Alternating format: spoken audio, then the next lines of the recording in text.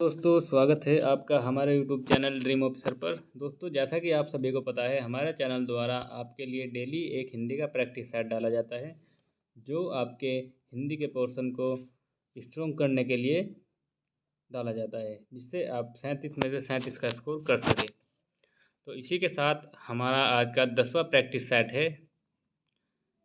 चलिए शुरू करते हैं आज का प्रैक्टिस सेट। पहला क्वेश्चन है आपका, बच्चे बच्चे बस में पाठशाला जाते हैं, इस वाक्य में कौन सा कारक है? तो कौन सा इसमें कारक है यह आपको बताना है।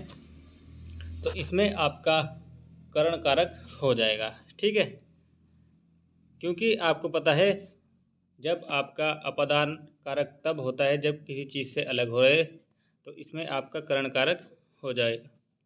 नेक्स्ट क्वेश्चन, क्वेश्चन नंबर 2, वाचस्पति किस समास का संबंध पद है? तो संबंध पद है तो किसका है? आपका ये हो जाएगा अलुक पुरुष, अलुक तत्पुरुष का ये आपका समास हो जाएगा।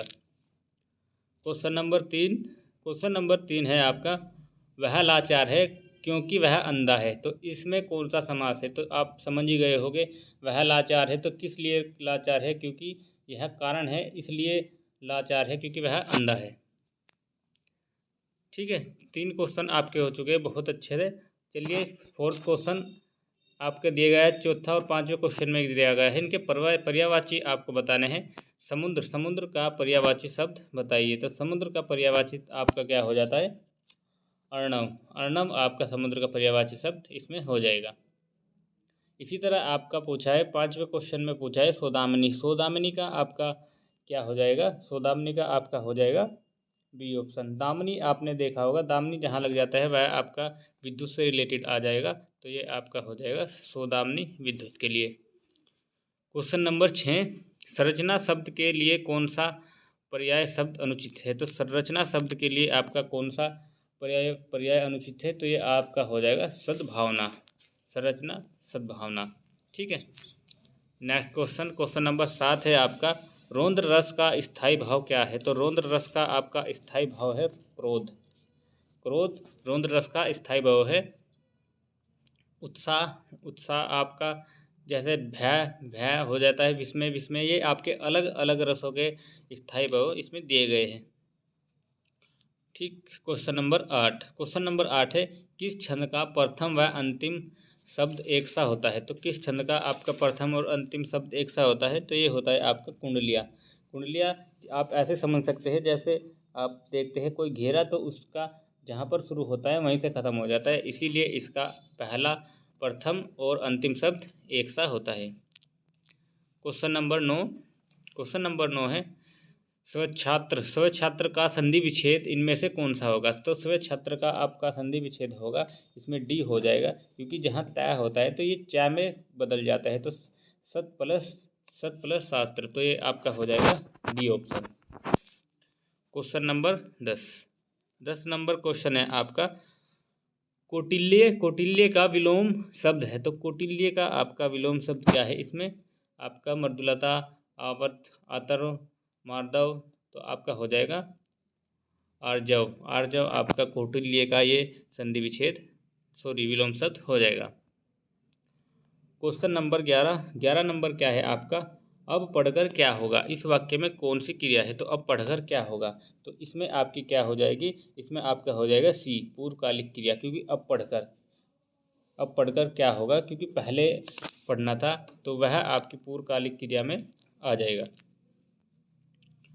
क्वेश्चन नंबर 12, किस वर्ण का उच्चारण स्थान कंठ तालु है? तो किस वर्ण का है आपका? तो इसमें आपका ओ है, छ, ए, तो ए आपका, इसमें अगर आपको नहीं समझ आ रहा है तो आप इनका उच्चारण कर कर देख सकते हैं, तो आपको पता लग जाएगा कि कौन सा कंठ तालु या कौन सा कहाँ से बोला जा रहा है। तो आपका 12 क्वेश्चन का हो जाएगा बी ऑप्शन।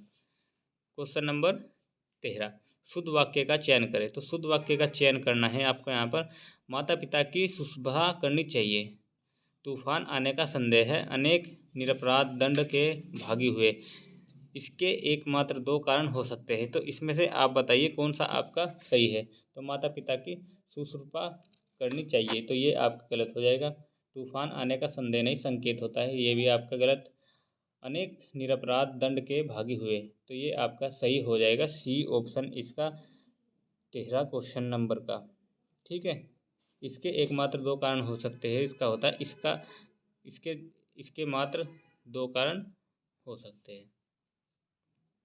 क्वेश्चन नंबर 14, जुगुप्सा किस रस का स्थायी भव है? तो जुगुप्सा आप बताइए किस रस का स्थायी भव है? तो ये आपका जैसे जुगुप्सा अलग सा है तो यहाँ पर विभत्स भी अलग ही है, तो आपका विभत्स का ये आपका हो जाएगा। क्वेश्चन नंबर 15 नंबर है आपका निष्प्लस कलंक का संधि विच्छेद है। तो निष्प्लस कलंक का होता है तो जब आपके ये विसर्ग जहाँ पर आ जाते हैं तो इसका आपका सा में ये बदल जाएगा, तो आपका हो जाएगा डी ऑप्शन निष्कलंक।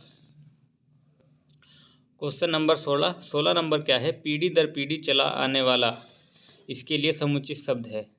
तो इसके लिए समुचित शब्द क्या है? क्रमागत नहीं होगा, क्रमागत तो किसी जैसे आपकी संख्या होगी, परागत नहीं होगी, तथागत नहीं होगा, तो आपका बी ऑप्शन हो जाएगा अनुवागत। ठीक है, तो ये आपका हो जाएगा बी ऑप्शन। क्वेश्चन नंबर 17, पवन का संधि विच्छेद। तो पवन का संधि विच्छेद आपका हो जाएगा पो प्लस अन इसमें। क्वेश्चन नंबर 18, निम्नलिखित में संकर शब्द कौन सा है? तो संकर शब्द आपको बता दो, संकर शब्द वह शब्द होते हैं जो दो शब्द से मिलकर बने होते हैं। नारिकेल, आतिशबाजी, चुगलखोर, लफंगा। तो इनमें आपका क्या हो जाएगा? चुगलखोर, चुगली करने वाला। तो ये आपका बी ऑप्शन सही हो जाएगा। अवनी का विलोम है। तो अवनी का विलोम शब्द क्या है आपका? 19वां क्वेश्चन है आपका, बहुत अच्छा क्वेश्चन है। 19वें का आप बताइए आंसर। तो अवनी मतलब अंबर, तो आपका सी ऑप्शन हो जाएगा इसमें सी। ठीक है, नेक्स्ट क्वेश्चन नंबर 20, निम्न में से कौन सा व्यंजन स्पर्शी है? तो आपको बताया था कि स्पर्शी व्यंजन वह होते हैं जिनके उच्चारण में अंदर से फेफड़ों से गर्म हवा निकलती है। तो कौन से में आपका है होगा, आपका स होगा, श होगा, ये आपके स्पर्शी व्यंजन कहलाते हैं। क्वेश्चन नंबर 21, शुद्ध वाक्य का चयन करें। इस ग्रंथ का निर्माण तुलसीदास ने किया। समाज की वर्तमान दशा चिंताजनक है। मैंने इस तरह तरह के रेशम के कीड़े पसंद किए। तुम्हारी दृष्टि तुम्हारी पुस्तक पर होनी चाहिए। तो इनमें से बताइए कौन सा आपका सही है? तो इसमें से आपका इस ग्रंथ का निर्माण तुलसीदास ने किया, ये नहीं होगा आपका। समाज की वर्तमान दशा चिंताजनक है, आपका ये हो जाएगा, ये नहीं होगा आपका। मैंने तरह तरह के नहीं होगा, इसमें हमने आ जाएगा। दृष्टि तुम्हारी पुस्तक, ये भी नहीं होगा आपका, तो बी आपका ऑप्शन हो जाएगा। क्वेश्चन नंबर 22, शुद्ध वाक्य का चयन करें। मध्यकालीन युग में वक्ताओं की बहुत उन्नति हुई। साहब ने कहा है कि किसी को अंदर ना जाने दिया जाए। इस समय मोहन की आयु 20 वर्ष है। वे चाहे भले ही न आए पर तुम्हें आना होगा। तो इनमें से आपको बताना है कौन सा सही है। तो मध्यकालीन युग में वक्ताओं की उन्नति हुई, ये आपका नहीं होगा। साहब ने कहा कि किसी को अंदर ना जाने दिया जाए, तो आपका बी ऑप्शन 22वें का सही हो जाएगा। अब आपका दिया है 23 से 25 क्वेश्चन दिए। निम्न वाक्यों में से प्रथम तथा अंतिम अंश संख्या 1 और 6 के अंतर्गत बीच वाले 4 अंश या बिना क्रम के दिए गए। तो इन वाक्यों को आपको एक तरफ से लगाना है, जैसे आपके पैराग्राफ में हो गए। तो देखते हैं, मजदूरों की बस्तियों में वहाँ के बेकार रहने वाले व्यक्तियों के अपेक्षाकृत अनजान होने से और कल्याणकारी कार्यकलापों के होने से तथा मनोरंजन, शिक्षा आदि की सुविधाओं तो ये आपके दिए गए हैं। फिर आपका दिया गया बिगड़ने की संभावना रही है।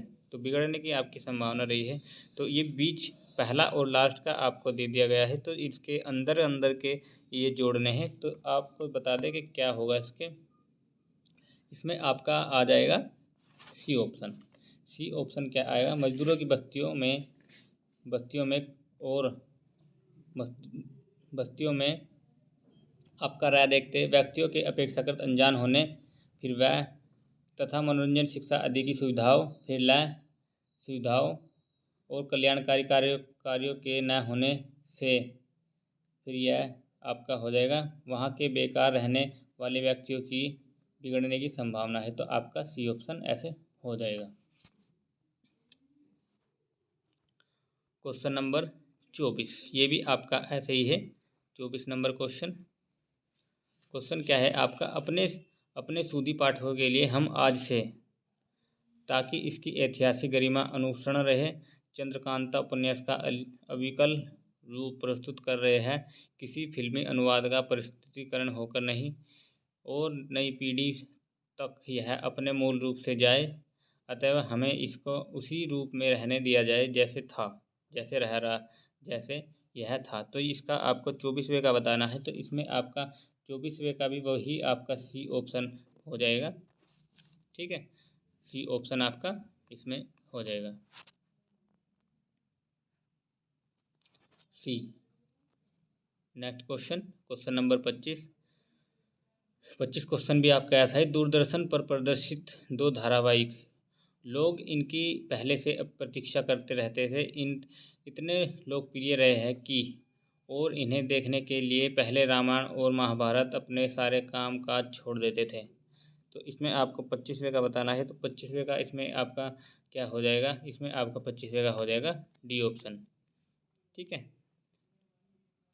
दूरदर्शन पर प्रदर्शित 2 धारावाहिक, पहले रामायण और अब महाभारत। तो यहाँ से आपका ऐसे वैसे शुरू हो जाएगा ये। अब आपका पैराग्राफ गद्यांश दिया है, इससे पढ़ के आपके लिए क्वेश्चन दिए गए हैं। चलिए देखते हैं क्या क्वेश्चन है आपके। शिक्षा और वैज्ञानिक और प्रौद्योगिकी मूलाधार देकर हमने हमने जहाँ भौतिकी परिवेश को पूर्णतः परिवर्तित कर दिया है और जीवन को अप्रत्याशित गतिशीलता दे दी है, वहीं साहित्य, कला, धर्म और दर्शन को अपनी चेतना से बहिष्कृत कर मानव कृषि को एकांगी बना दिया है। पिछली शताब्दी में विकास के सूत्र प्रकृति के हाथ से निकलकर मनुष्य के हाथ में पहुंच गए हैं, विज्ञान के हाथ में पहुंच गए हैं, और इस बंद गली में पहुंचने का अर्थ मानव जाति का नाश भी हो सकता है। इसलिए नैतिक और आत्मिक मूल्यों को साथ साथ विकसित करने की आवश्यकता है, जिससे विज्ञान हमारे लिए भस्मासुर का हाथ न बन जाए। फिर दिया है आपका, व्यक्ति की शुद्धता आदि राष्ट्र की शुद्धता बन जाती है तो विज्ञान भस्मासुर बन जाता है। इस सत्य को प्रत्येक क्षण सामने रखकर ही अणु विस्फोट को मानव प्रेम और लोकहित की मर्यादा दे सकेंगे।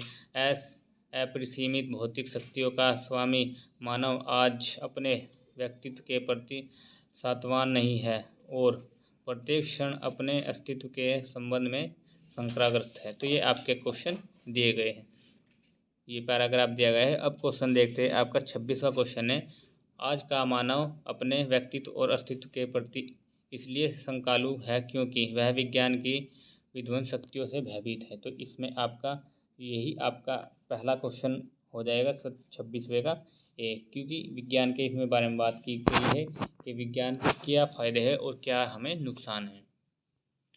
क्वेश्चन नंबर 27, हमारी विज्ञान धरती शिक्षा की सर्वाधिक महत्वपूर्ण देन है। जीवन का एकाग्रगत विकास, गतिशील जीवन का पर्यटन, जीवन का अपरिमित भौतिक विकास, जीवन का सर्वांगीकरण विकास। तो इसमें आपको 27वें का बताना है। तो इसमें कहाँ क्या बात की गई है, पैराग्राफ में की गई है जीवन का अपरिसीमित भौतिक विकास। तो ये आपका हो जाएगा 27वें का। क्वेश्चन नंबर 28, मानव जीवन को भस्मासुर बनाने से को कैसे रोक सकता है। तो इसमें बताना है, प्रकृति जागृत का पूर्ण स्वास्थ्य प्राप्त करके, मानव सभ्यता का विनाश करके, भौतिक जीवन मूल्यों का निर्धार करके, नैतिक आत्मिक मूल्यों को विकसित करके। तो इसमें आप बताइए 28वें का आप समझ गए होंगे। इसमें आपका दिया था नैतिक आत्मिक मूल्यों को विकसित करके। क्वेश्चन नंबर 29, आधुनिक मानव विकास को सर्वांगीकरण नहीं कहा जा सकता क्योंकि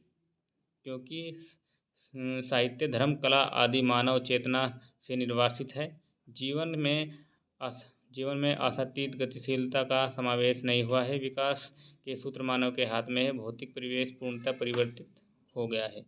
तो 29वां क्वेश्चन बताइए क्या है आपका, इसमें हो जाएगा ए ऑप्शन, साहित्य, धर्म, कला आदि मानव चेतना में निर्वासित है। 29वें का ए हो जाएगा। क्वेश्चन नंबर 30, अणु विस्फोट को मानवतावाद की मर्यादा देना तभी संभव है जब व्यक्ति की शुद्ध भावना का उन्नयन हो, उदात्त भावनाओं को विकसित किया जाए, शुद्धता को राष्ट्र की शुद्धता न बनने दिया जाए। तो इसमें आप समझ गए होंगे, ये आपका सी ऑप्शन हो जाएगा। 30 का आपका सी ऑप्शन हो जाएगा। आपने पैराग्राफ में पढ़ा था यही। 31वां क्वेश्चन, राम वृक्ष बेनीपुरी की रचना माटी की मूर्तें किस साहित्यिक विधा से संबंधित है? तो ये किस साहित्य से संबंधित है? आपकी यात्रा के बारे में नहीं, उपन्यास नहीं, नाटक। तो ये आपका रेखा चित्र, तो ये आपका रेखा चित्र हो जाएगा 31वें का सी ऑप्शन। क्वेश्चन नंबर 32, निम्न में से कौन सी बोली पूर्वी हिंदी के अंतर्गत नहीं बोली जाती? तो कौन सी नहीं? अवधी, बघेली, छत्तीसगढ़ी, मगही। तो बताइए कौन सी नहीं बोली जाती? तो ये आपका हो जाएगा इसमें मगही आपकी नहीं बोली जाती है। क्वेश्चन नंबर 33, भारतेंदु हरिश्चंद्र का कौन सा नाटक बांग्ला भाषा से अनुदित है? तो बांग्ला भाषा से कौन सा नाटक भारतेंदु हरिश्चंद्र जी का अनुदित है? तो ये आपका हो जाएगा विद्या सुंदर, ये आपका बांग्ला भाषा से अनुदित है। क्वेश्चन नंबर 34, मुगल बादशाह शाहजहां ने किस कवि को महाकवि राय की पदवी दी थी? तो किस कवि को दी थी? ये आपकी दी गई थी, बताइए। ये आपकी दी गई थी सुंदर दास को। क्वेश्चन नंबर 35, रिक्त स्थान में उचित शब्द भरें। वंग्य लेखक सामाजिक पर तीखा प्रहार करता है। तो वंग्य लेखक सामाजिक किस पर प्रहार करता है? ये आपका करता है विद्रूपता पर तीखा प्रहार करता है।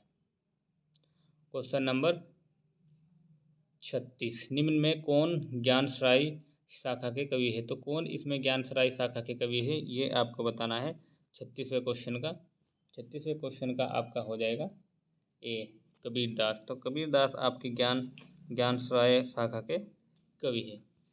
क्वेश्चन नंबर 37 क्वेश्चन है, जयचंद प्रकाश नामक महाकाव्य के लेखक है। तो जयचंद प्रकाश महाकाव्य के लेखक कौन है? भटकेदार। तो ये आपके 37 क्वेश्चन हो गए हैं और आपको 38वें क्वेश्चन का कमेंट में आंसर देना है। मैथिली शरण गुप्त का संबंध आधुनिक काल के किस युग से है? तो ये आपको आंसर देना है। आपका दिया गया है छायावादोत्तर युग, द्विवेदी युग, शुक्ल युग, छायावादी युग। इनमें से आपको एक आंसर जो भी आपको पता है वह आप कमेंट में ज़रूर दें। और यही आज का आपका प्रैक्टिस सेट था। क्लास आपकी बहुत अच्छी रही है, सभी स्टूडेंट को समझ आई होगी। अगर जो भी आपको कोई भी प्रॉब्लम हो तो आप कमेंट में पूछ सकते हैं, आपको जवाब तभी दिया जाएगा।